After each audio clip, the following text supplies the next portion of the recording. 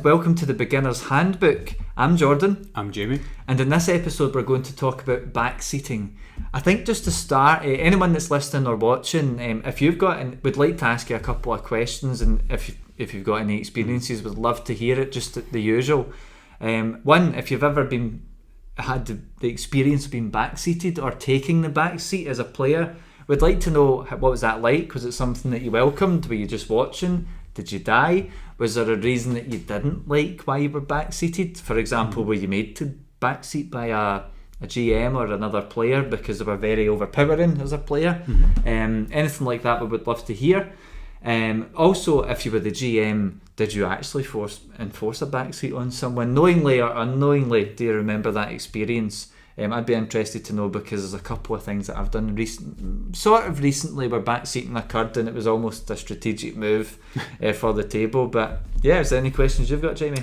Yeah, I mean, I think that's the kind of big sort of ones that we'd like to hear from. So how you can do that, if you're watching on YouTube, then there's the comments down below, pretty handy. And if you're not, if you're listening to us on Spotify or one of the other podcasts, or one of the other platforms, that we've got the podcast on, then you can get in touch with us through our different social media channels. So there's Facebook, there's Discord, there's Twitter there as well if you want to tweet something into us, and there is Instagram as well, but it's not really a go-to place. But anyways, that's there as well if you want that. But I think before we start, if anybody's sitting a bit puzzled about backseating and what we mean, well, basically what we're meaning with backseating is that whatever the situation is that occurs,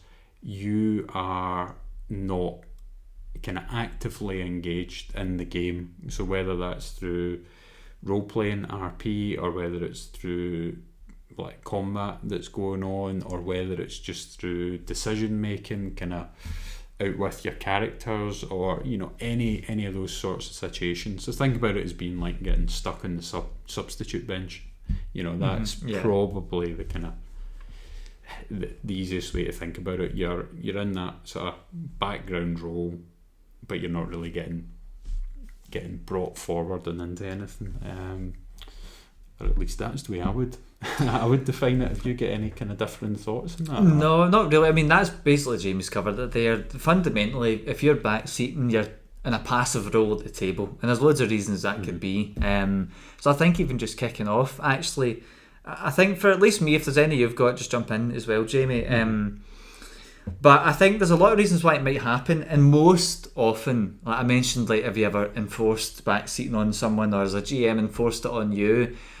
Although the reality is most of the time that doesn't happen. It's usually just because of some naturally occurring thing. Like I think you've had more experience than me with this in our games, and that's death.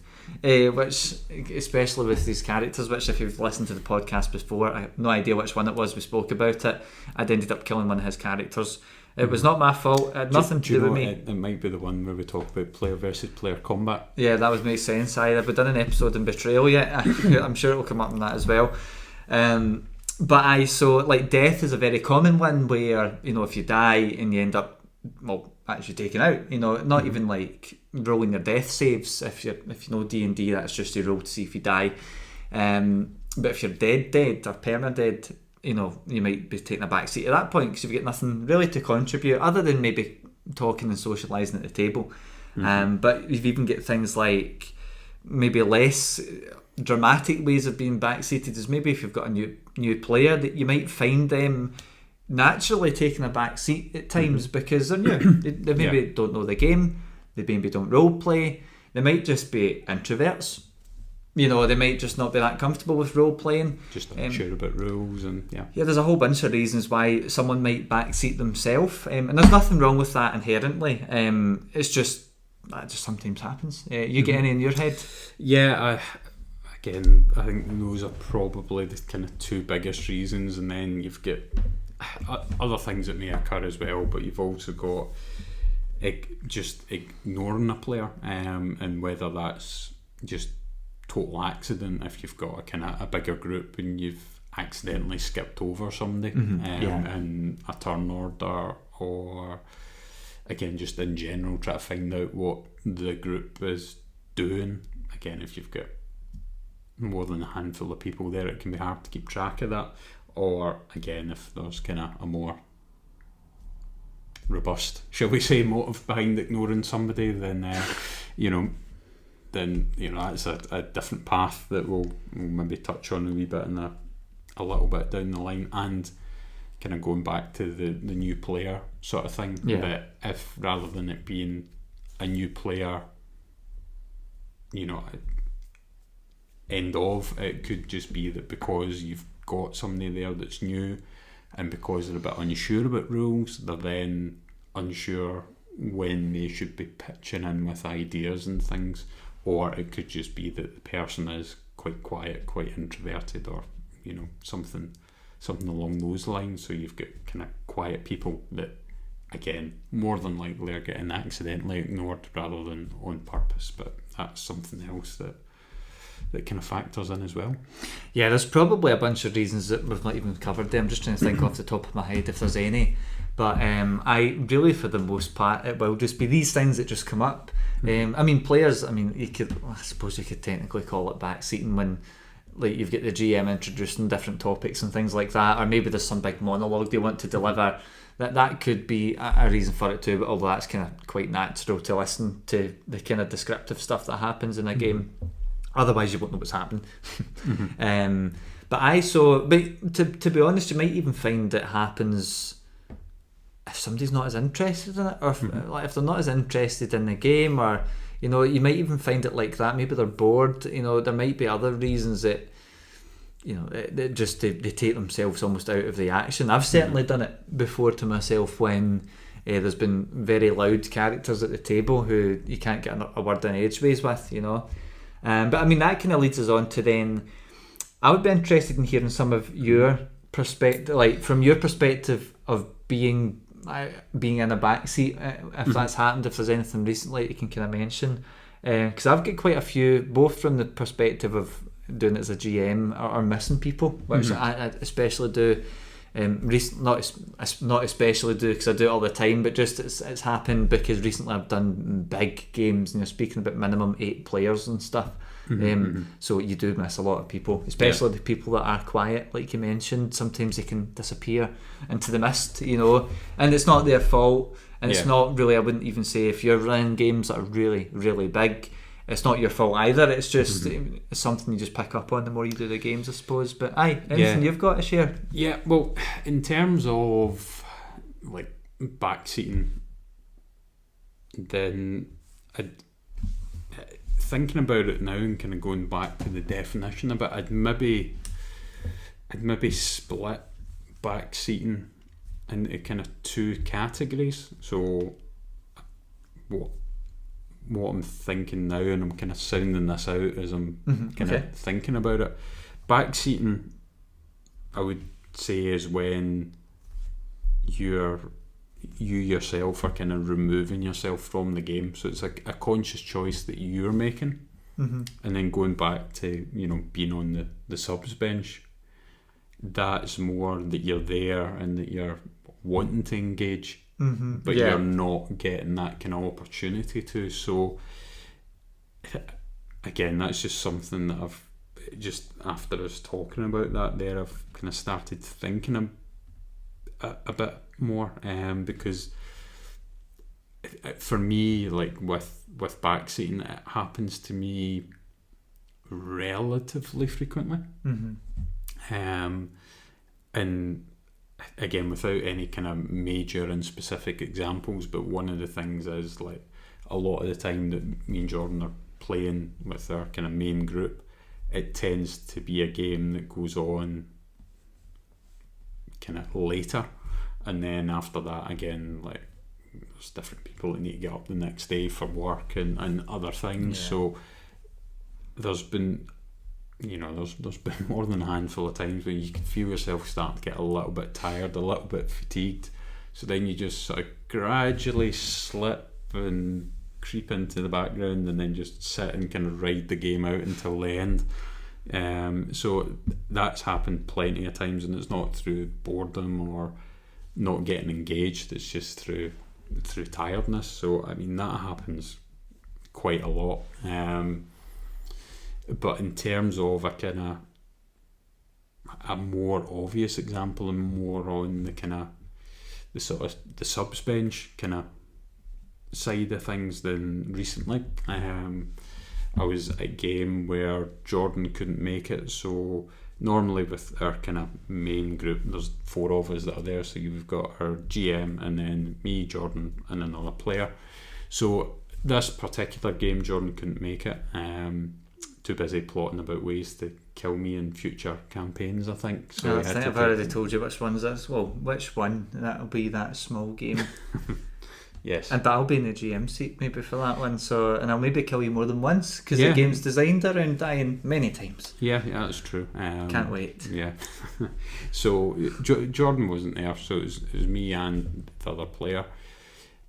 And during the initial part of the game, because it was a campaign that we'd done previously and we'd put on the shelf and we'd dusted it down, because Jordan, again, because he wasn't there, the reason we were dusting this other campaign off is because we went, rather than carrying on the current campaign that we're doing, let's take a little break until Jordan's back so that nobody's missing out on anything. We'll go back to this alternate game that we've got that we can use in situations like this. We'll do that, and then we'll go back to the main campaign at some point in the future. So that was fine, we'd done that. And because we hadn't done it for a while, because everybody's been making all the games over the past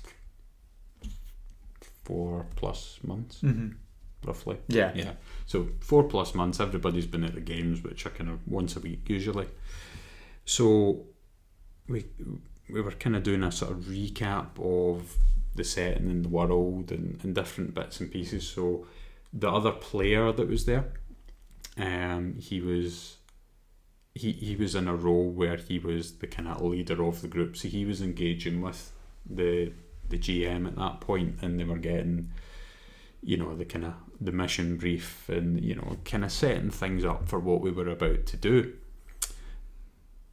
But for me, it went on for a bit, and then when it got back to a point where both of our characters were together, and the outline was then given to my character, and then we were going on and doing what we were doing, the input that I had at that section was like 2 or 3 minutes, and then it went back to being quite heavy with RP between the DM and the other player. So I guess for the first hour, I would be lucky if I had maybe about 10 to 15 minutes worth of engagement, either with the other player that was there or with the GM at that point. So when there's only 2 of you there, then that amplifies that. It seems to make it feel longer, whereas if there's a group there, and because your time's split up amongst different people, it doesn't feel as bad, or at least from my point of view. And what made that worse is, rather than it being a campaign that we're doing quite regular and you're already immersed in the story and the finer details, and because you're doing it all the time, you're familiar, you're up to speed. Whereas because we hadn't done this for a while, you're eager to get started, you're eager to get going, and it felt like the brakes kept getting hit any time that was about to happen, and it literally just, that's why I went into the subs bench sort of frame, where you're wanting to get off, you're wanting to get going and playing and getting on with things, but you were like, no, you stay there, not you yet, honest, 5 minutes and you'll be on 5 minutes, and it just felt like that, and it just dragged a little bit. Then further on in the game, when combat and things get introduced, it became quite even at that point. But then when it was out of combat, it then swung more between the other player and the GM, albeit that it wasn't as extreme as that first sort of hour, but it was maybe kind of 2/3 to 1/3 of the time roughly at that point to kind of split it. So again, you were still wanting to get engaged and kind of not make up for that first hour, but you were wanting to kind of get more done and things, and it just felt like for that game in particular that the brakes just kept getting tapped any time that any momentum was built. But that was kind of my most recent example from it, and it's not often that I feel that I fall into the kind of subs bench rather than the backseating. Normally everything that we do is pretty well balanced, and you don't usually feel that you're missing out on anything, but that particular game there, I felt that I was kind of having to fight to get involved rather than it just naturally occurring. Do you know, that's something that I can say, like at least with our group. Now, obviously I wasn't there for that, so I never seen any of that. I mean, I think generally, like you're saying, the way for us at least, what normally happens is we probably all almost like put ourselves into the background for a bit when it's other people's goals and things, and like there's times where like even some of the games when we were all dwarfs and my guy's like the big camp leader and stuff, so there's usually sometimes there's big segments where I'm actually up front most of the time, but I'm aware of people. I do distinctly remember a couple of games I think I probably spoke the most, and I remember you and the other player kind of taking a step back, and there was ways I'd be like, okay, let's swing it round to the guys when I was saying to I mean, I think the GM was doing that anyway, but I'm aware of that. But we're general, as far as I remember, like, and it's hard to kind of look back retrospectively because we've always done this quite naturally, where we do kind of, we'll fall back when we think we need to and we'll jump in, and everyone's always been good at handing that torch, especially when we moved to online. That was probably the big one when I noticed I think when COVID hit right at the start and we all had to use online tools for meeting up and things, I think I remember us being particularly kind of, it wasn't too big an issue actually, being able to like stop like giving people time to speak and things. We were always quite good at it from what I remember. Although this is a different example you've gave. This is more kind of recent, but generally what I'm meaning is like that's how it is for us when we are doing the games. Like we can be quite good. I don't know if it's we've been lucky in the sense that when we were playing kind of physically kind of pre-pandemic, that naturally we were all like that anyway, that we're all roughly the kind of sort of people that if somebody's talking you're going to stop, you're not going to try and cut over them. We don't have any kind of major personality clashes, so I don't know if it's just that behaviour's naturally transitioned to our online stuff when we have to do that, or if it's a case of because of you with your working things that you are doing video conferences anyway, so you have that kind of etiquette of you've got somebody chairing a meeting or whatever, and then people are getting introduced by that person. For myself, although I don't do any of that sort of thing in my day-to-day life, I've again through you and talking to you and other people that I know through my different circles, I know that that's the etiquette, and again just generally the kind of business boardroom kind of etiquette and stuff, that's stuff that I'm aware of. So if you look at it that 50% of the people there are already aware of that, then is it a case of the other 50% just copy the behaviour, or again is it that behaviour that we've got at the table that just transitioned? I don't really know. But what do you think then it is about that game in particular? Because I don't know if it's happened to you in other games, but that was one game in particular where it sounds like it was a case where you couldn't actually get in. And I know from just knowing there isn't anyone in our group that wants to have that just wants to speak all the time, because we're not really, as like personality wise, we're not like that. What is it you think that kind of changed about that last game, if anything? It's kind of hard because it's probably recent as well, but I think the main thing that happened in that game between the GM and the other player that was there was the same thing that I was talking about, because we hadn't done the setting in however long, like a year maybe. Longer. Yeah, probably longer. Then you've got the GM that's looking forward to it, you've got the other player and me that are all looking forward to it. But once the GM started and then got into a bit of the role play, and then the other players also got into it, then you've got this two-way dialogue, and it's a bit kind of tunnel vision, and the blinkers are on, so they're both they're both enjoying it, they're both going with it and doing what they're doing, but they're kind of forgetting that I'm the other person that's there that's going, when did I get to join in? And as well, that because they're in and they're doing it, they probably didn't actually realise how much time had passed. Was this online? Yes, it was, yeah, rather than in person, yeah. So, and again, that's the other thing as well. If you're physically at a table with somebody, then like for me, talking to the audience, then I'm looking in this direction, I'm talking to Jordan, I'm looking over here, so you're physically having to move about, whereas when it's on a screen you're kind of always in the same direction. So I think even just that slight kind of body movement that disappears then makes it easy to kind of start forgetting that other people are there and kind of going down a kind of a two-way street, that you're stuck on that, and you're not bringing in other people. Again, it's all kind of guesses just now, because I didn't really talk about it after the game with the GM or the other player, because like from my point of view, then talking to them, then you worry that they're thinking that you're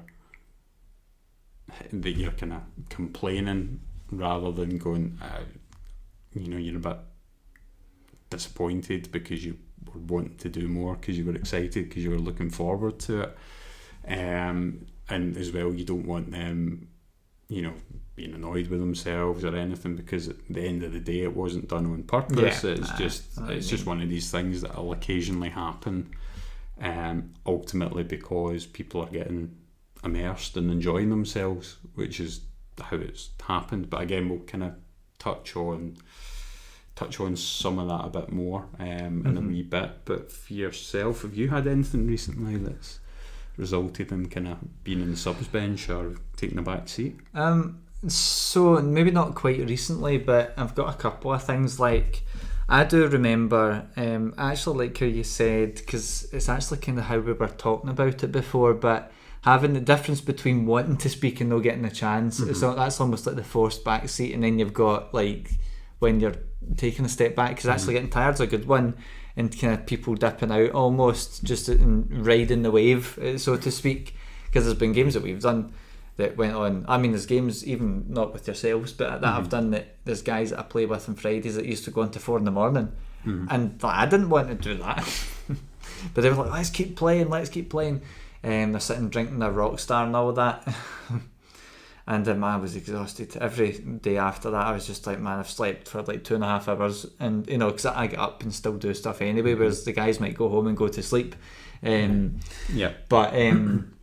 there's been a time, I would say, I might have touched on this in the railroading incident that I spoke about, but there was a game that we'd done where we were supposed to be attending a wedding and things like that, and it was railroaded to the nth degree. I mean, basically we couldn't get a word in edgeways because of the DM, and I know there was I think most of the people at the table, there was 2 that were quite upset about it, and I remember saying to them, just leave it, we've got 30 minutes, but by this point it happened all night, but really they started becoming quite vocal near the end.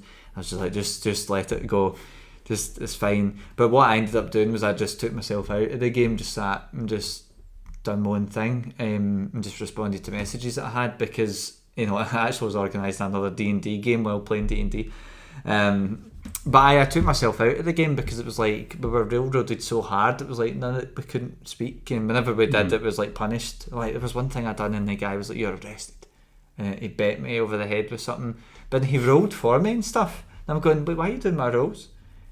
I was like, I don't get it. Like, and just none of it made sense. The guy had never run a game clearly, and just enjoyed being in the seat of the ruler, you know. So it was a shame, because the thing is, the guy might have had a good game if he didn't do that, and all of the players eventually just gave up, and everyone admitted themselves to the back seat. They put themselves in the sub bench so the DM could play our characters for us. Yeah, it was a shame, because it could have been all right, you know. And the guy had done a game before that admittedly wasn't that great, but do you know what? It done what we wanted, which was to have fun playing D&D. Wasn't it good in terms as games go? It wasn't anything special, but it was a nice time killer. You know, I wouldn't have done more of them, but I wouldn't have done loads of them, like those types of games that we did with them. But it was enough, like, you know, a night of it was okay, you know. Yeah. But it was a shame. It was really tarred with that brush of just being steamrolled for most of it. But on the flip side, I've actually had to, you know, I allow most of the time people, if they're backseating themselves, because of some of the reasons we spoke about, new players, shy players. I've had people that are new and shy, they don't know how to play, and I've gave them characters just to save them from having people wanting them to make characters. And I know with some of the other guys that I've run games for, I know some of them are quite details orientated, so they'll say to the guy, hey mate, have you made a character yet? Can I see it? This is what you should do. Here's all the options, and I can just see this player's face melting just at all the suggestions. You know, D&D, by the way, isn't like as hard as a lot of other games go. You know, it's intermediate level to learn, I would say. There's a lot to it, but I think in comparisons to some other stuff, which are way more complicated, you know, it's actually not that bad once you get your head around. Okay, you've got a background, you've got a race, and then you've got a class. Now classes can get complicated, but once you figure out, okay, here's the 3 or 4 steps, it's quite easy to pick it up. But for a new player, that's not the case. You know, it certainly there's a lot of overload. Yeah, it's not like playing Call of Cthulhu, where you just, what's your skill? 40. Okay, I need 40 or lower to pass, and you know that it's a pass, unless the GM says otherwise. Need a hard pass, you know. So those games are fairly easy and flexible, whereas D&D for new people, I think it's easy to forget, while I find it intermediate level to learn. For new players, it's still really hard. So with this guy, I wanted to make sure, don't worry, we're in the middle of a long-term campaign, didn't know this guy was coming, so it's like I had no way to kind of prep for him and give him a smooth transition in. So I gave him one of my characters that I played for a long time, and you know of him, Jamie, and it was dead easy. So I just basically helped him with turns and just would tell him what to roll and explain what it was, and he started picking some of it up. So, but I let him sit back, because he says this himself, I'm not really that sort of person. I like your character because he doesn't talk a lot either, you know, which was literally the pitch I gave him to play him. The character is a barbarian too, so fairly simple as far as characters go. So that was the case where I'd let him do it, you know, and just relax, because he wants to have fun and drink and just relax. So I let him do that.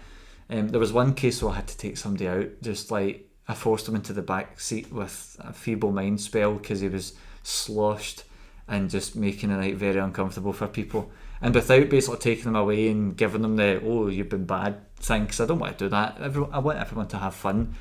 So that basically kind of stupefied the guy into a stupor where he couldn't do anything. And then when he did, it was like, okay, I acknowledge I heard it and I'm ignoring it. Move on. I mean, everyone at the table was aware of what was going on, but the guy was just sloshed. So I did have to take that back seat, like force a back seat on someone, which admittedly wasn't very comfortable to do. But, you know, ultimately everyone still had fun, and he had no idea what had happened because he was sloshed. Anyway, that's kind of my couple of experiences, 3 experiences with it then.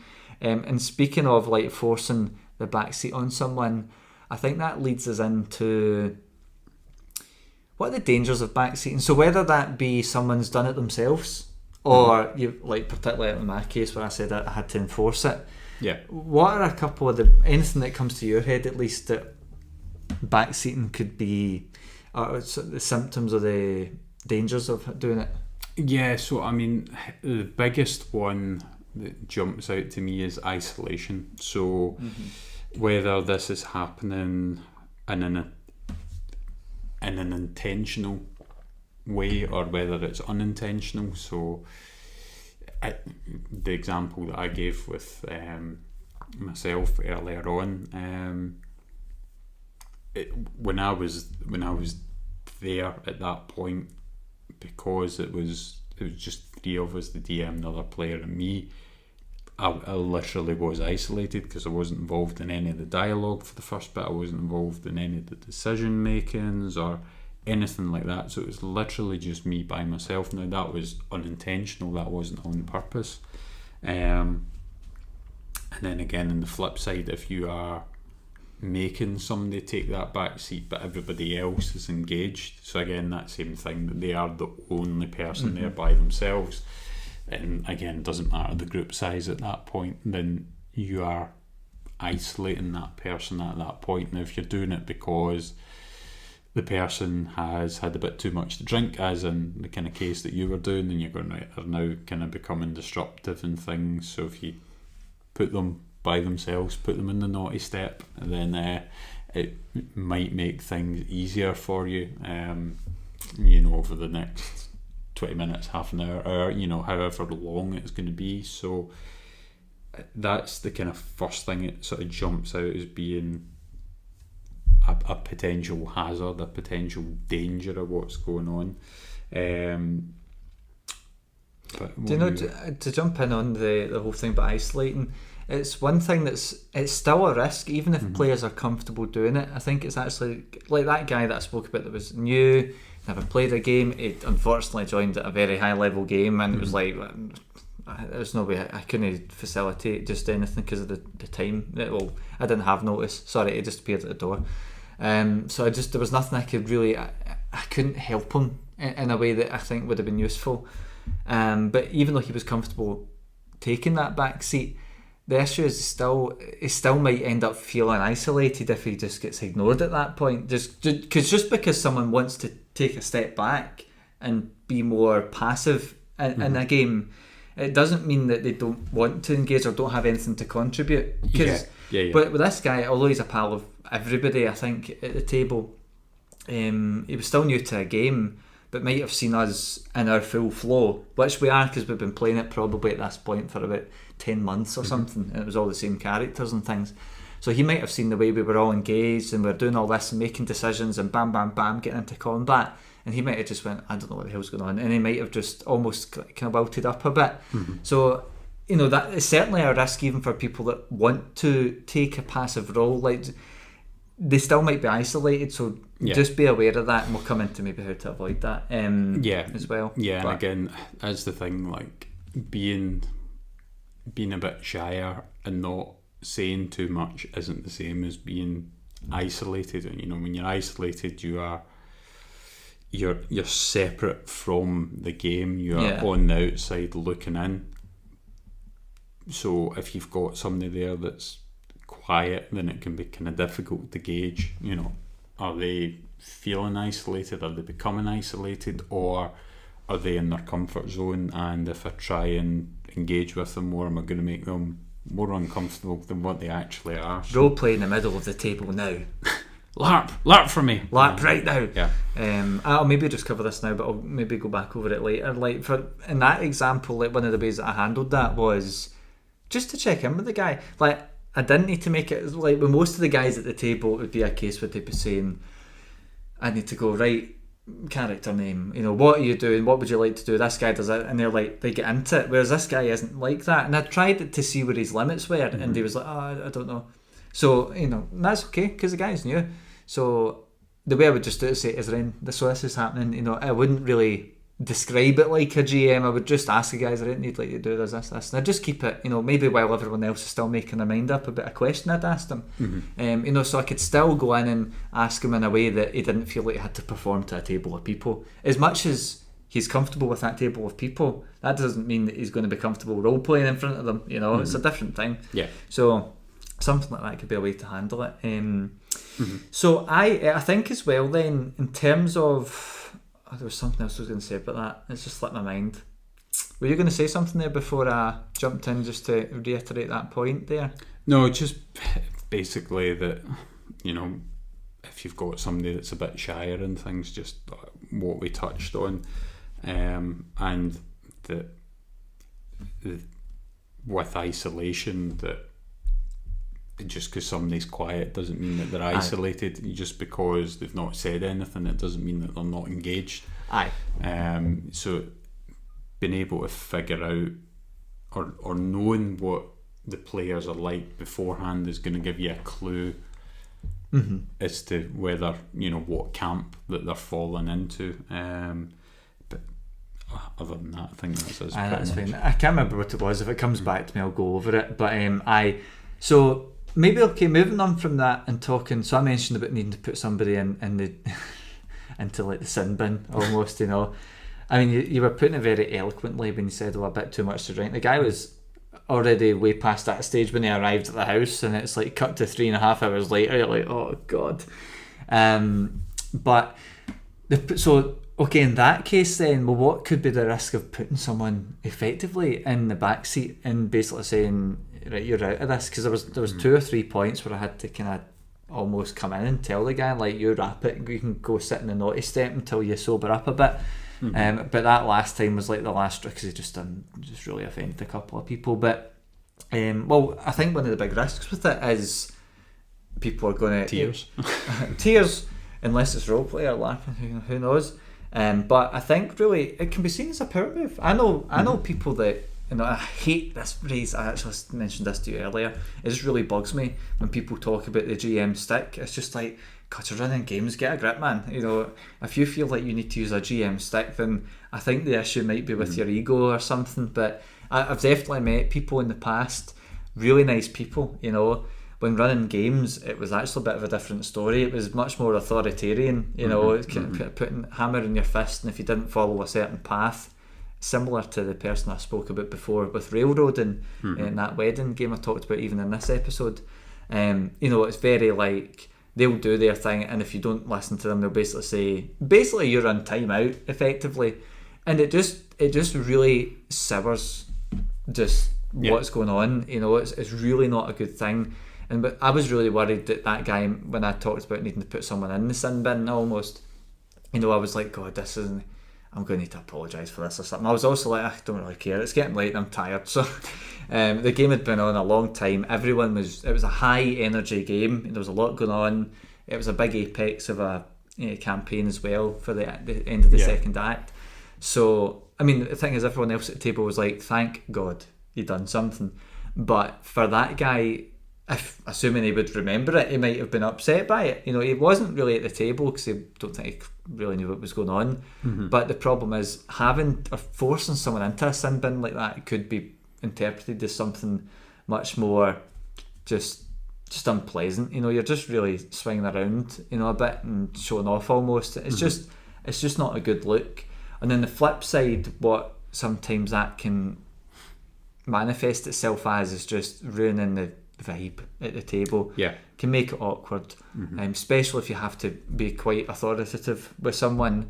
Now that could happen even if someone's isolating themselves a wee bit, if they're nervous and they just kind of get all uncomfortable and they stay uncomfortable all night, so that's certainly another symptom. But definitely with using forcing someone into it with your GM stick, especially if you refer to it as a GM stick, you're probably making it uncomfortable for folk. I don't know. You get anything else with that as well? Or? Well, just talking about it as being... Have you ever been hit with a GM stick? Not intentionally. But talking about it in the sense of, backseating or putting somebody in sub bench, or whatever way you want to talk about it or think about it, like it being a power move or perceived as a power move, then that, like, before you do that, so this is kind of obviously more falling into the intentional category rather than the unintentional category. If you're deliberately now removing somebody from the game, ultimately, what is your motivation for doing that? Is it because they are providing you with a bit of a challenge to deal with? You're finding it difficult. Is it that other people at the table are now not enjoying themselves? Aye. Is it that you're worried that through this person continuing whatever it is that they're doing, whether it's interrupting other people or whatever, that you're worried that it's then somebody else is then going to start copying the same sort of behaviour. You know, what is your motivation for doing it?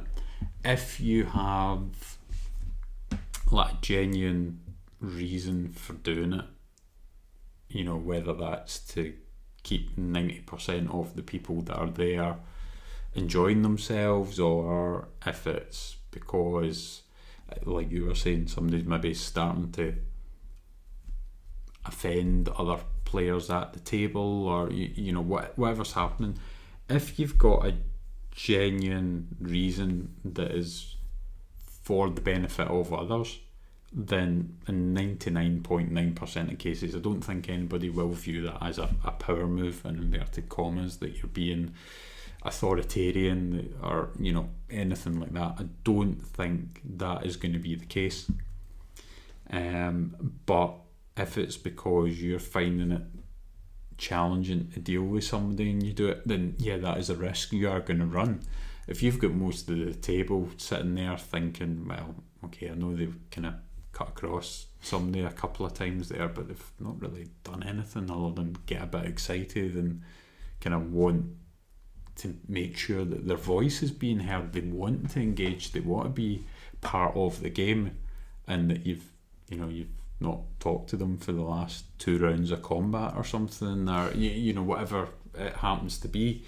So I think that's the only time that you'll need to worry about a power move, again using the old air quotes there. I think that's the only time you'll need to worry about it, if it's because you're finding it difficult or you're starting to get annoyed, or, you know, if it's solely about you, or even if you're using other people there as the justification, but really it's deep down it's you and you're thinking about yourself, then you'll need to worry about that. But if you're looking at it through your player's eyes and you're making a decision, you'll be all right.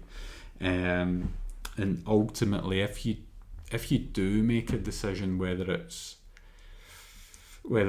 for, you know, other people or whether it's for yourself, then just know that that's the way it may be perceived, and that when you do that, then you potentially have those consequences to deal with. Again, in general, people are all right. In general, if you're playing with a group, it's because you want to be there and you all get along to some degree.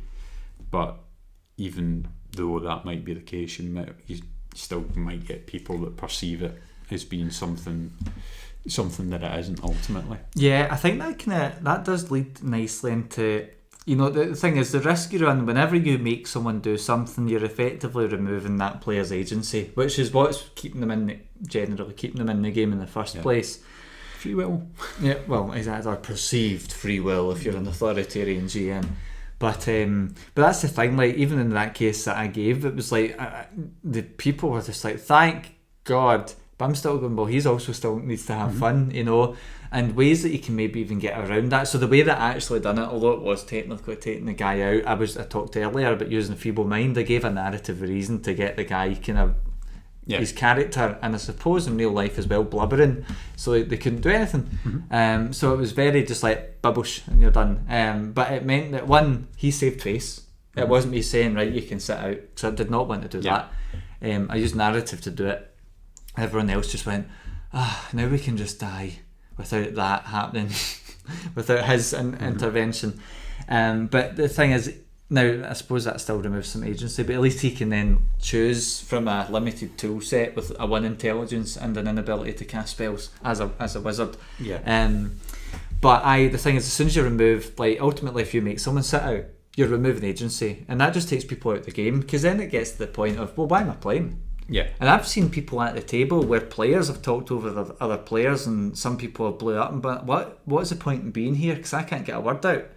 And now maybe that's actually been stepped in earlier, although it's actually similar. It was one of these cases where the person was quiet and shyer, and it was just the loudest voice. When you've got 6 people around the table and they're the far corner, you know, it's stuff you can miss. And if it does happen, if a GM's listening and it's happened, and maybe it's happened recently and you feel bad about it, it's not something to actually worry about so much. Just know that it's happened, and then you'll just have to take it from there.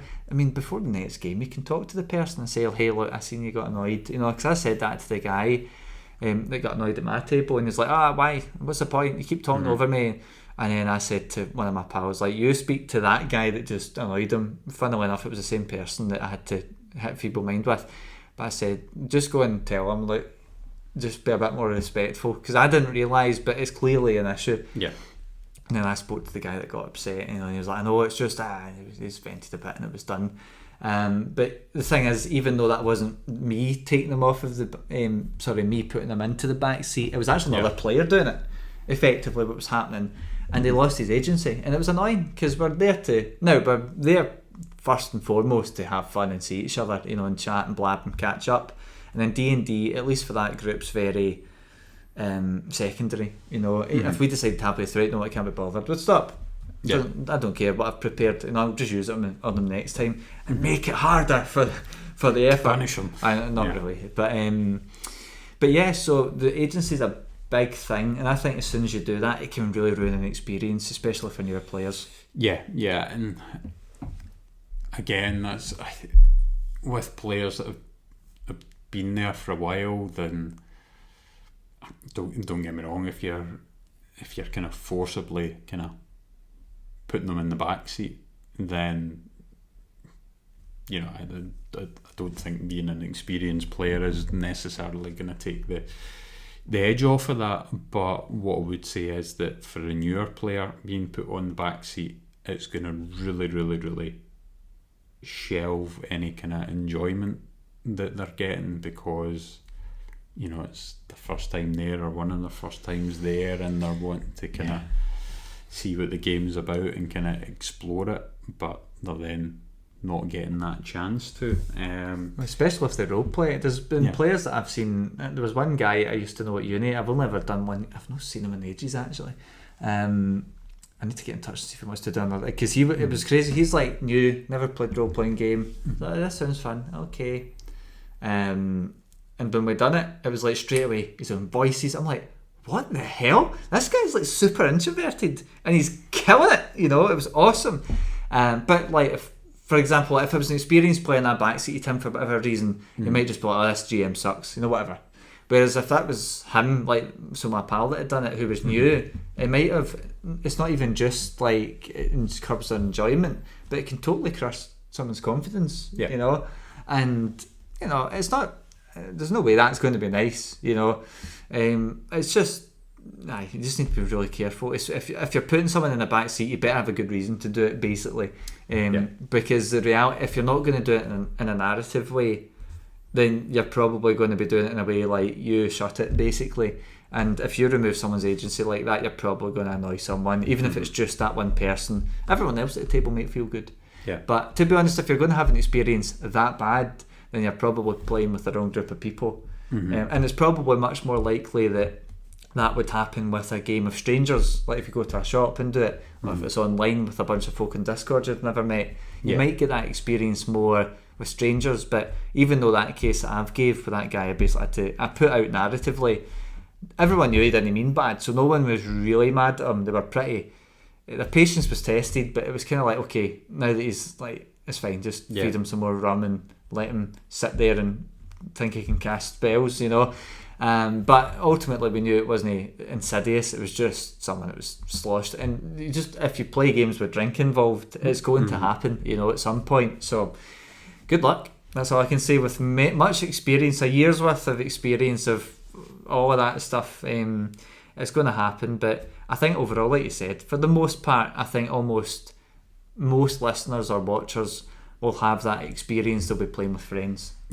I mean, even though you had that game where it felt like you couldn't get stuff in, it's happened that one game, and it's going to be a one-off. If it persisted, I'm sure that you would say, like, hey, look, I feel less, and you might not be as worried, especially if you've got repeated cases that that it would look bad or anything. But then that's because we're all really good pals, and the guys that run the games, I don't know which one of them ran it, but I mean they're good, you know, and we're there to play games, really, you know. And I've not really, if they've asked for feedback, I've gave them it, you know, and I don't, as far as I know, they've never been upset with anything. But it's been a while since I think that's happened, though. So maybe that would change. But maybe that's why they've not asked for a while. Maybe they were offended. Still haven't recovered from the first time. Aye, maybe not. But yeah, so those are again some of the dangers, though.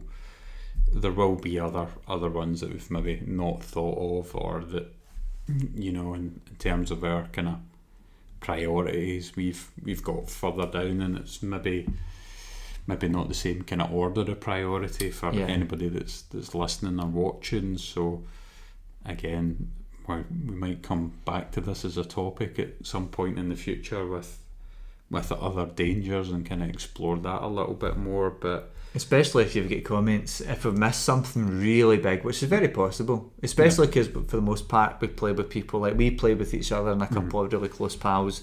I play with a bunch of different groups, but you know, everyone kind of likes each other now. Now, for the most part, we all really like each other, but there is groups where it's like comic shops and stuff. So, you know, it's I'm averaging that out a bit. Yeah, recently assembled. Yeah, exactly. So, but yeah, I think that leads us on to like now we've covered some of this already. So, but I think how to avoid or trying to avoid like the bad things that happen with backseating or forcing backseating.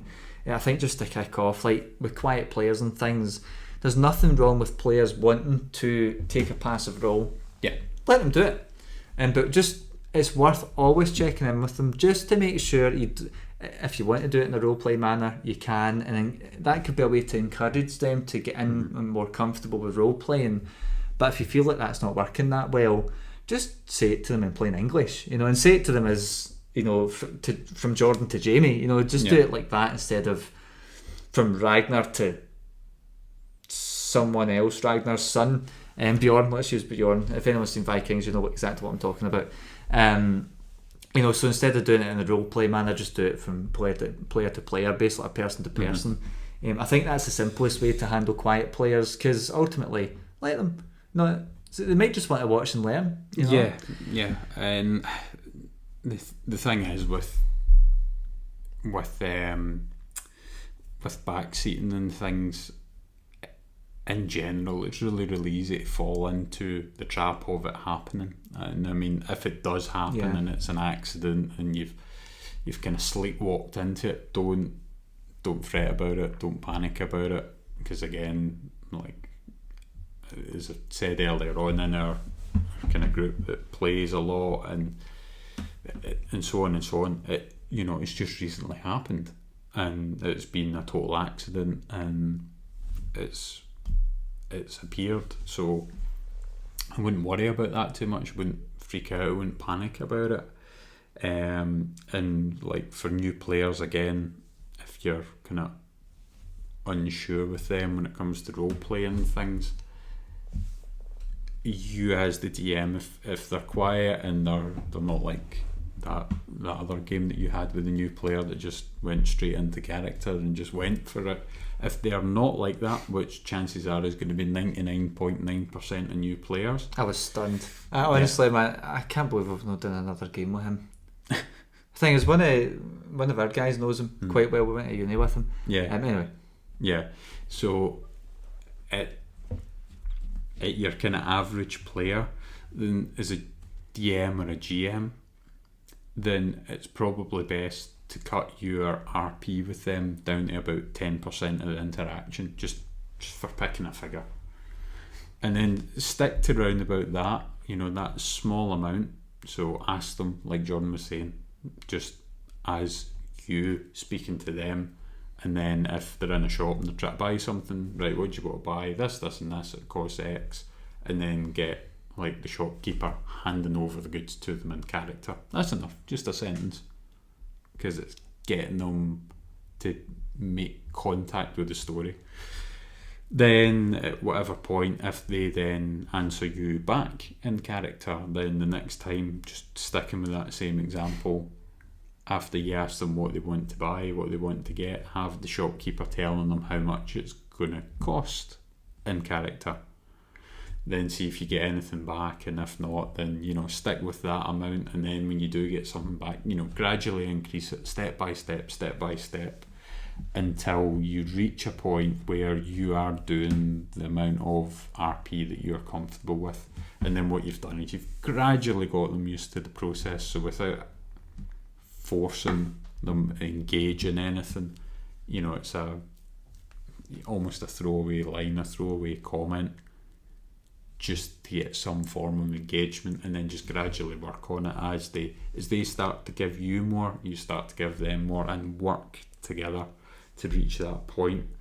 And then what you avoid is somebody staying in the back seat or staying in the subs bench when they want to get off it, because they're rather than having the chance to dip their toe into the water, they're feeling like there's somebody behind them trying to push them off the edge. So that's probably the best way to do it.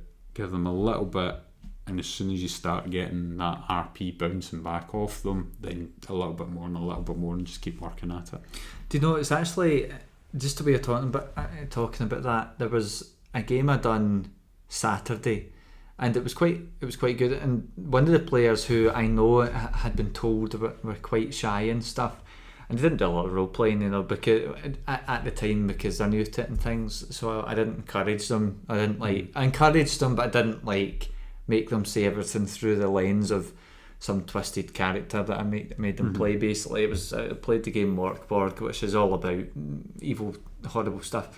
It's basically, I can't remember who I heard this from. It's basically the game people used to be scared of in the 80s that they thought D&D was. So D&D used to it was like, oh, it's satanic. Well, Morkborg is what people thought D&D was back in the day, and it's wild. So one of these players, it was just quite shy and wouldn't do stuff in certain ways, but all I done was just address them like what you're saying, just address them the way they are. I say, well, this person says that, and I just say, and just get them encouraged. But the thing that worried me a wee bit, and I think it actually impacted how they played the game to start, was weirdly they'd watched, it was one of these I don't know, it was actually one of the more obscure ones. I can't remember the name. I suppose it doesn't matter though. There's one of these streaming platforms that do people doing actual plays. Now there's a bunch of them, there's some very big ones there, and it wasn't maybe the biggest one, but it was certainly one that was fairly well known. I've heard of it at least. But they'd went in with this notion of how a game should be played, and I just thought, oh god, I just thought they're going to have this is how they'll expect games to go. One, they were playing D&D or some spin-off D&D game, or a game using D&D rules. And I'm going, well, this game's actually super hardcore. You're going to die. Everything's black metal, like apocalyptic stuff going on. I had Hammer Smashed Face by Cannibal Corpse playing for the intro. If you know what that is, super brutal, set the tone perfect. Oh, it's exactly the vibe of Morkborg, by the way. I would play it for us, but I think that's a copyright issue, so I'm not going to. But so they had this preconception of how a game would be played, and actually early on, right from the start, they actually took themselves out to watch, because they're unsure. They're like, this is how it should be played, but this doesn't match up with what I thought it should be. And there was all of this back and forth, and it was a shame, because clearly they were quite nervous, especially because they thought they'd have to come in and do voices, and I'd told everyone they had to emo up for it, or goth up as well. So if people came with black eyeliner and running stuff and black nails and things, it was wild. It was good fun. But did you dress up? I got a black fingernail. that was it. Just the one fingernail. Well, black lipstick, I can't speak, and then with all the mascara, I wouldn't see. So that was my argument. So my goth days are way behind me. My hair used to be down past my shoulders, and now it's not. But anyway, so this person came in with a preconception of how the game would be run, and they were nervous because they thought it would be everyone's coming in and doing the voices and being this character and being heroes and needing to know what to say to everything a GM might throw at you, But the reality is, I don't even know half the time when someone says to me something, John, roleplay is like, see when I played my Star Trek character that ran the ship and all that, I didn't have a bloody clue what I was doing. I've never seen Star Trek, and I'm leading the Star Trek ship, no idea what's going on. I just make it so and beam me up. That's like literally the only things I know about Star Trek. So it was a shame, but I just had to help introduce that player a bit and just bring them in. I think also in terms of how to... You're speaking about falling into the trap. Well, that was actually someone falling into the trap, and more just to reiterate what Jamie was saying, I think it's okay. If it happens, it happens. And you as a GM, if you're running a game, will see it. It'll probably be quite obvious, especially with smaller groups. And if you're a player, then the way that you can help someone is, well, even help your GM. Just go over to the quiet player and say, what do you think about this? Just start a wee tiny conversation with them and tell them, oh, go ahead. Which is what I did quite a lot when I was, one of my pals was running his first game. So I was saying to one of the new players, oh, what do you want to do? Say that to the guy. And it would. And overall it built confidence in it. And it meant that whenever they were backseating themselves, it was because they wanted to see what was going on and not because they were shy. And it totally changed it for them. It was really nice. So yeah, that's the thing, and that is going to be a lot easier to do if you're face to face rather than online. If you're online, then you know you're stuck through whatever it is you're using, whether it's something like Roll20 or Discord or whatever, because you need to keep that clear for the game to progress. So the only way of doing that would be to do it kind of through something else, whether that's through text messaging or you know whatever else that you're doing with the other person to kind of keep them engaged in that sense. So it's a lot easier to do at the table, so all you need to do is just lean over to the person, just whisper to them, and you know that's that done. You can still talk and communicate whilst everything's going on, but in terms of kind of falling into the trap as well, numbers are going to be key here. If you have a bigger group, and I'm going to pick 6 and 3 for keeping the numbers simple, which we'll kind of go to in a minute. For you, with a group of 6 players, so with the DM, GM, 7 in total, but 6 players. So if you look at it that you want to give them all an equal amount of attention, then those 6 players are all going to get 10 minutes of your time per hour, just for keeping things simple. If you then half that number to 3 players, then they're all going to get 20 minutes of your time per hour. Now that isn't necessarily to say that you're not going to have 2 people engaging at the same time and other things, okay? It'll get, you know, the actual minutes are going to vary. You know, if you start doing that, then if you've got everybody engaging all at the same time, then, you know, it's obviously that number's going to turn up to match the hour. But within that time, you might be talking to somebody more than somebody else, and, you know, whatever else. But the kind of being the star of the show, if you like, that's how that would break down. Yeah, what I would say as well, actually, just to jump in very quick, I mean, also, like, having those equal times, like, it's a good way to break down actually how much time you've got, because I've ran games for 10 people and it's even less. But if you, like, just for anyone that's listening that's maybe newer to running games, you don't have to always break it down like that, depending on what people do. If someone's got a dramatic moment, if someone's dying, you might spend more time with them, and players will be okay with it. But what Jamie's saying with all of this is actually, it's certainly something that, sorry, I'll actually let you explain your point. But it's just exactly what you're moving on to. I realise that. If you look at it just from that point of view, so that's how you make it even for everyone, and so that you're not leaving anybody out and you're not leaving anybody behind, or, you know, backbenching them, getting, you know, not forcing them, you're not accidentally plonking them on the subs bench.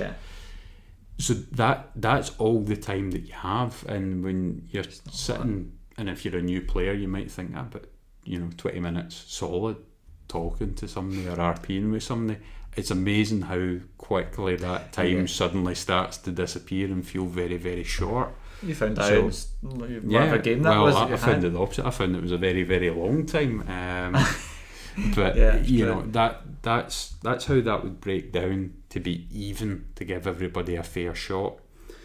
But when you then have that smaller amount of players, it then allows you the chance to make sure that you are kind of not leaving anybody out, because you don't have to try and remember, you know, did you get round all 6 of the players, or was it only this, or was it only that? So it's easier to balance that up. And again, like Jordan was starting to go on and say, it doesn't mean that somebody doesn't have their big moment.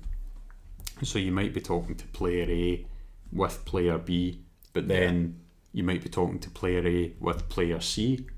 So player A's ended up getting, you know, 40 minutes, whilst you've given 20 minutes to players B and 20 minutes to players C, as well as, you know, whatever other time they give them to player A. So it doesn't mean that, you know, right, that's you had your chunk, I'm going to ignore you now for the next, you know, 20, 30, you know, however many minutes.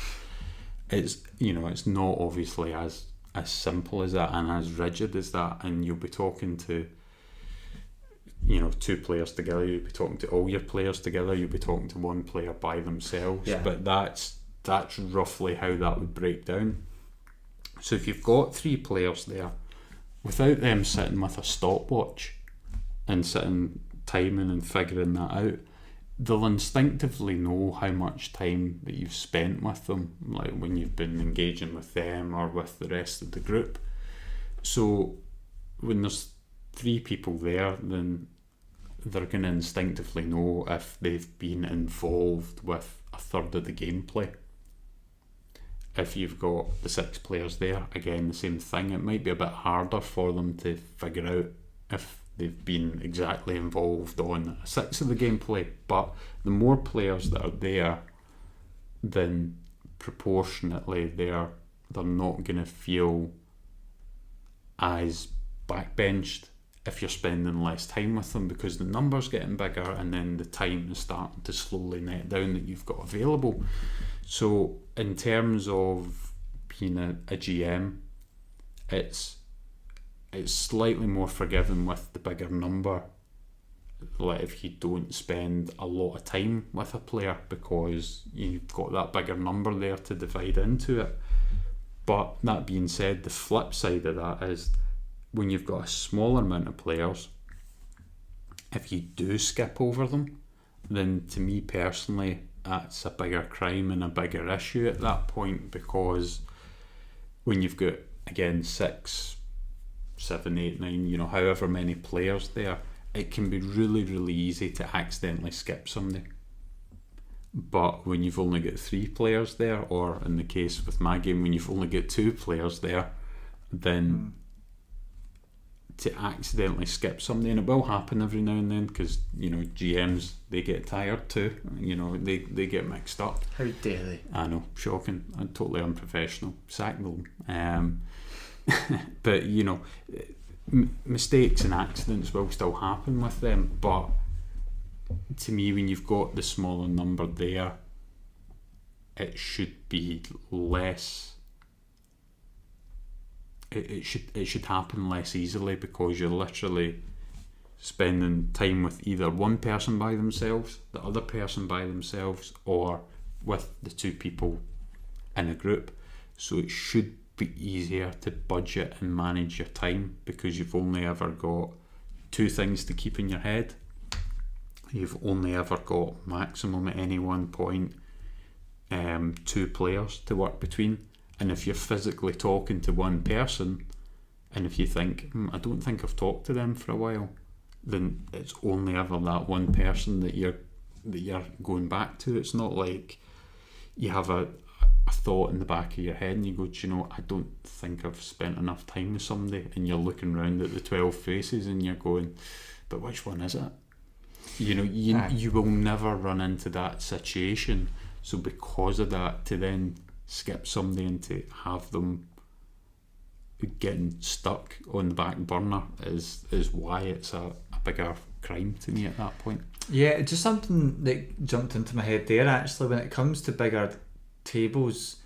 I mean, if there's only 2 players, really, if you'd spend all your time with one other person, you're really just backseating the other person. Yeah. But as soon as you get more than that, and the more players there is, the more this will happen. Where if you're talking to someone else, other people talk to each other. They'll probably be planning what they're going to do next. Yeah. So it does help with that. What I would say though, just on the topic of like avoiding kind of backbenching and things like that, is it is actually still pretty important, even if you're not spending as much time with them, but still getting to people, because what will eventually happen with bigger groups, and I'm aware of this because something happened recently with another group that I was playing with, and we were all like, we don't know what's happening. We ended up doing our own conversation because I think we were actually completely cut for like 30 minutes. I mean, it was a big game, but we ended up not having a clue what was going on because we were just like, we didn't have the chance. It was loud. This was in a comic shop, so it was super hard.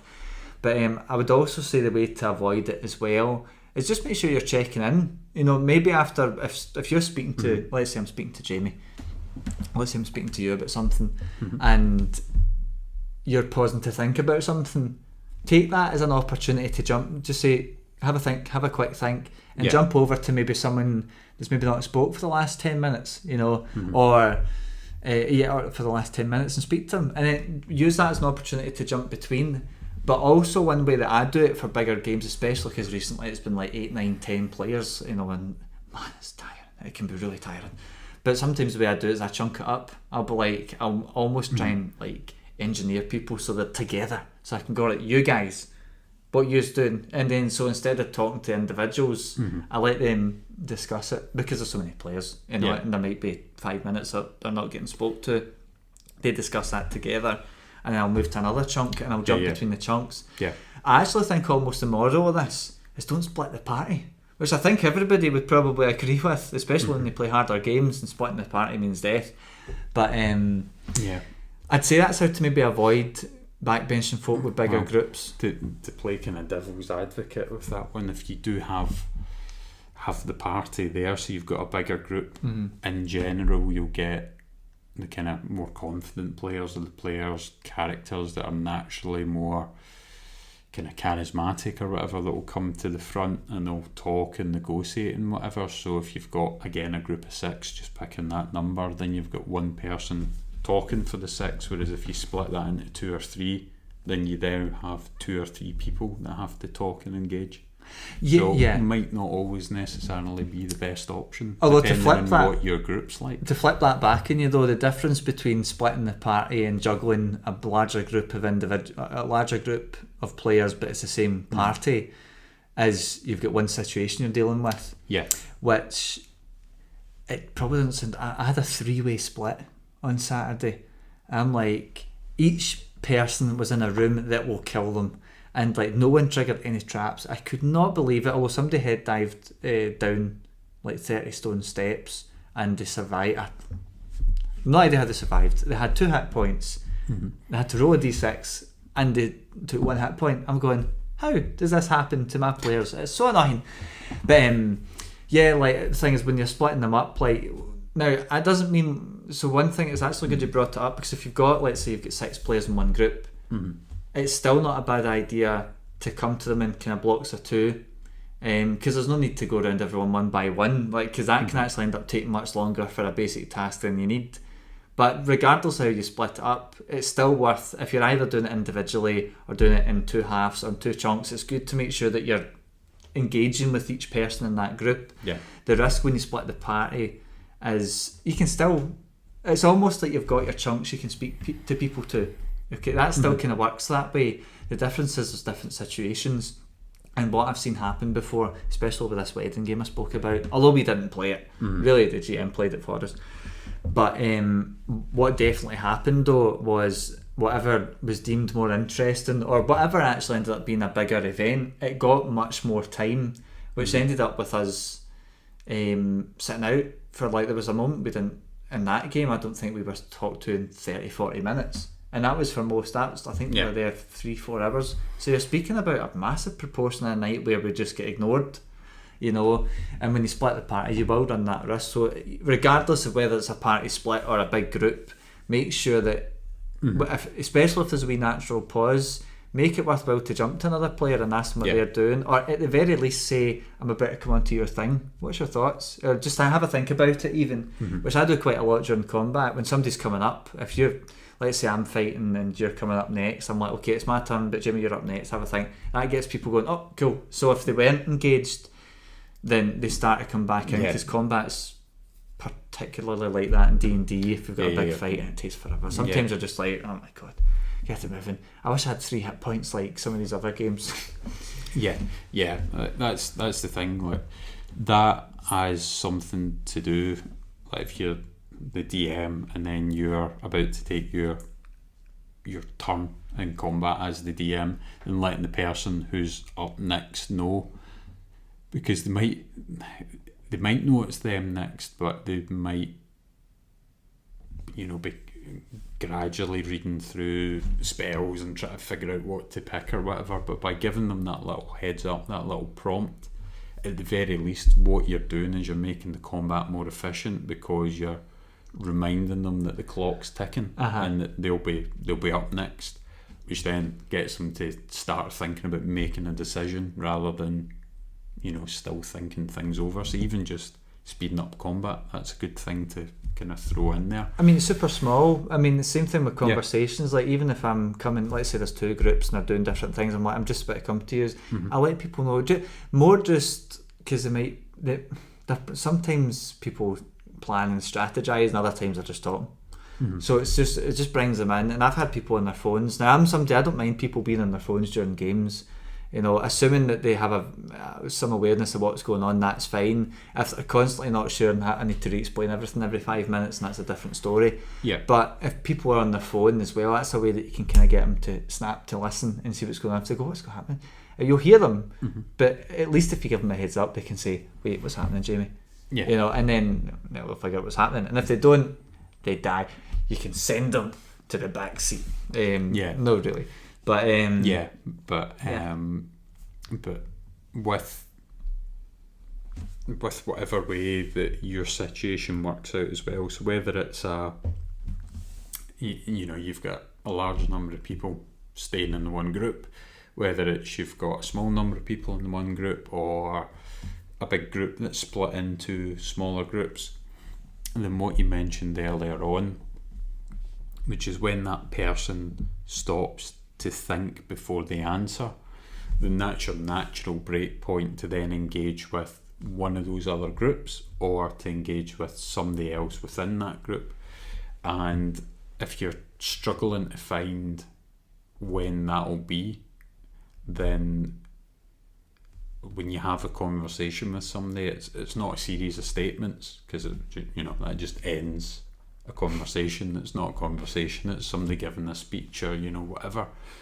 So it's always going to end on a question, occasionally a statement, and then it'll be followed up by a different question or whatever. But in general, it'll end on a question. So when you land in one of those questions, then you have the choice of the player either gives you a statement of what they're going to do, or they're going to ask you to clarify something that you've said, or you're going to engage with them, give them a statement, or you're going to engage with them and give them a question. So at each of those points, then you have an option. Then you either give them the statement and say, so I'll let you think about that and I'll go talk to somebody else, or you can give them the question and then you go, I'll let you think about what you're going to say back, and I'm going to talk to somebody else. Or if it's the other way around, if it's you can give them the statement that you're giving them, or you can give them the question, and again, they give you the statement that they're giving to whatever your question was, or that they're giving you a follow-up question, and then you can do the same thing when you go, right, okay, I'm going to have a think about that. Whilst I'm having to think about it, I'll talk to somebody else over here and start to engage with them, and whatever else. So it's not always going to be a case of the DMs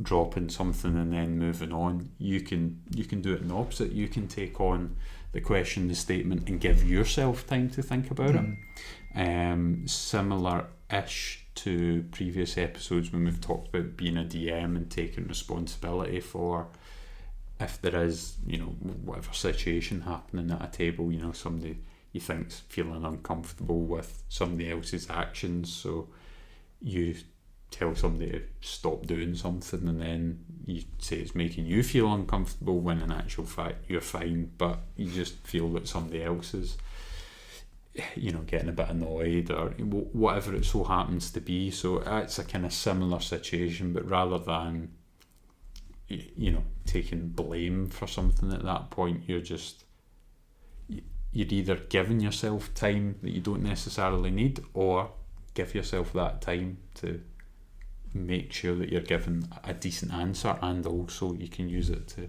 move around the party. Yeah, I find a lot of the time, even with bigger groups, it just came to me there, actually, this is how I normally do it anyway, is like usually it's almost like combat for like not combat stuff. If people are split up and there's lots of different groups, like not if it's just one group, but if there's lots, I tend to go, so okay, what are you doing in this room? I'm doing that. What are you doing in this room? The problem with doing that though, and just bear this in mind because I've screwed this up a lot, which is why I try and do the other thing that we just spoke about, is sometimes you collect what everyone's doing and then you go, okay, wait, what were you doing again?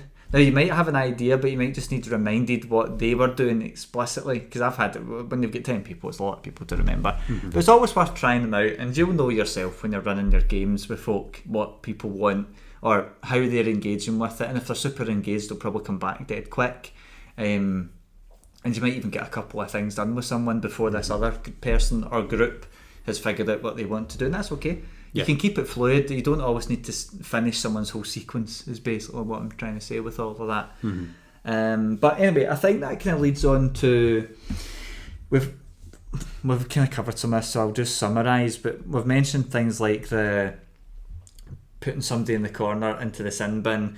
The issue that can be seen as a power trip almost, but also it can hurt people's feelings. If you force anyone or remove that agency, you can hurt confidence or feelings, and I think fundamentally, we've already covered how people can, or going into the backseat can happen and you'll slip into it and not realise. But if you're ever going to remove that agency, have a think about why you're doing it, and if your reasons are reasonable, like someone's disruptive and ruining everybody's experience, including your own, then it's maybe worth it. But if it's not something like that, maybe don't do it, I would say, maybe, just because they're going to hurt people's feelings. But one of the things we've not really covered, I mean, we've covered like introverted players already a few times, but probably the last thing that we've not covered is people just getting tired. It's okay if you find that multiple people have become quite passive that maybe weren't before, and it's probably just running on too long. And it's okay just to say, do you know what, let's finish this room and cover it. How do people feel about that? And then if they say, yeah, sounds good, then you've probably either passed the point of no return, or they actually think, do you know what, I'm not tired, but it's a good stopping point. And if they're not tired, they'll tell you. It'll be quite clear, but I don't think I've ever asked people, well, maybe stop after the next bit. And I've never had someone say, no, let's keep going, and then they've been bored to tears and wanting to go to bed. The exception has been with some of the party nights where everyone's like, yeah, and I turn around and somebody's already fell asleep because they've drank too much. It's a very small stipulation, but it's worth just asking people. Might just stop there. If people just naturally get tired, or if you're tired, don't be afraid to say, like, let's stop. If you've had a big moment, and let's say you play from 8 until 12 or 8 until 1, let's say, 'cause I know that we did that a lot, I would quite often still try and stop for 12 to wrap up and just let people chat and blab after a game. But if I had a big dramatic moment, it was a great cliffhanger, I'd just say, we'll stop it there at 11:30. I don't care. But and they go, no, but I'd rather them say, no, I want to keep playing, and then look forward to the next game, than get it to the point where they just get bored because they're tired.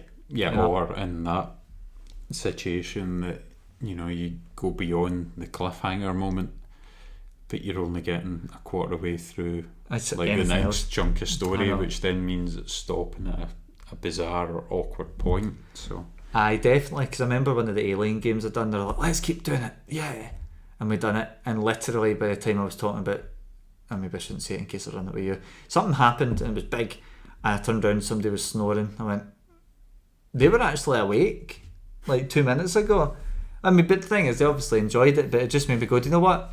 That's a good stopping point. Yeah. So, and that was it. I think that's really it. Is there anything extra to add to that? I think that's probably the main things for me. Again, nothing really kind of major to add to it. Like, again, when it comes to stopping points, in talking about cliffhangers and things, there's also nothing wrong with you as the DM asking a player a question and then stopping it immediately after that, so that they've got until the next game to think of the answer, and then use that as your jump off point. Same with the flip. If somebody asks you a question and then you go, and we'll find out next game. Again, you've got that same cliffhanger thing, but you've also got a jump off point. You've got this new line of thinking or whatever it is, but in that particular sort of circumstance that we're talking about, like with a few different people all becoming kind of tired at the one point, then with that, then you go, right, okay, well, that's us kind of moving out the realm of putting somebody in the back seat, because when you've got 90% of the people there on it, then we're kind of drifting away from it. But if you are getting an individual player that's getting a bit tired, but you've still got a decent bit to go, then letting them take the back seat, they're still there, they're still seeing the story, they're still awake, they haven't fell asleep, fingers crossed, then that's all right. And then it means that they're still there, still socialising with everybody, but rather than them having to look through a sheet and going, right, okay, rolling the dice and then doing some maths, and then as they're getting more tired and more tired and more tired, the length of time that it's taking them to do the small calculations is getting longer and longer and longer, which is adding on more time to the game. Then just let them take more of a back seat, and then it keeps everything moving, keeps everything speeding through, and then you'll ultimately get to whatever your natural stopping point is. Yeah, I would basically say if someone is starting to get tired, that's an indicator maybe to start looking at when to wrap up. But the fact is, you'll have a point where you can like James was saying, let them relax, because you'll know there's a good stopping point. Yeah. The thing is, if it's happening at like 9 o'clock at night, then that's a different story. But I think that's only really going to happen when you hit 12. And there's even games that we've done where I've been out, or I've had games running to 5 in the morning, or at least I've been up until 5 because I've had super late games. And then I've had games with you guys, barely slept, and I've got games with yours, and I'm like, oh my god. And it's like, not that I've like hated the game, more that I'm like, I'm so tired. And usually I need about 30-40 minutes before enough is happening in the game that it kickstarts my system, maybe interests it, tickles the right thing that gets me in. But usually by it hits 12, if that's like a late night for me the night before, by the time it's hitting 12, I'm like, oh my god, please. Now, to be fair, I've never actually said that to the guys, and we actually still generally try and stop it, but then you just might see me going, that was great, guys, see you later, bye bye, and I'll close it. Sometimes I've even moved into bed, although just because why not, I'm just more comfortable in my bed. I'll just sit and finish my game. Now that doesn't mean every time I'm streaming from my bed that I'm tired. I'm just more comfortable. But anyway, so I think that's really everything when it comes to how to avoid things like backseating. What, if it's needed, how can you do it, and how can you let people dip in and out if they want to, if there is a situation where somebody's been a bit of a pest, when and how to do that, and basically just trying to avoid any ill feelings, because if you ever force it, it might be bad. So I think then from me, you've kind of heard our take. Yeah, you've heard our take. Is there anything we've said that you're like, that's dumb? Do you think putting someone, Jordan said I cast feeble mind in someone, so that's stupid. If you think so, let us know. I think what might be worse is casting an insta-kill spell like Finger of Death, for example. So it's much more nice, and I did have that, by the way. I'm glad I didn't, because that would have sucked for the guy, especially at the finale. But if you get any suggestions for us, or if you've heard something that we've said and you've went, oh, that's kind of weird, well, actually for us that worked and whatever, we'd love to hear more about it. So you can hit us up in the social medias to do that. Yeah, so again, like we said earlier, there's Facebook there's Discord, there's Twitter, and there's Instagram as well. If you want to get in touch with us in any of those places, if you're watching on YouTube, there's comments underneath. And as well, even something like if you've looked at a couple of episodes and there isn't anything there on a particular topic that you'd want to hear our take on, then let us know as well, because I'm sure it's something that we'll be wanting to discuss at some point anyway, and that just means that we'll rejig the order that we're recording stuff in. So let us know if there's anything like that as well. Yep, that would be perfect. So, well, until next time then, it's bye from me. And bye from me as well. Thanks.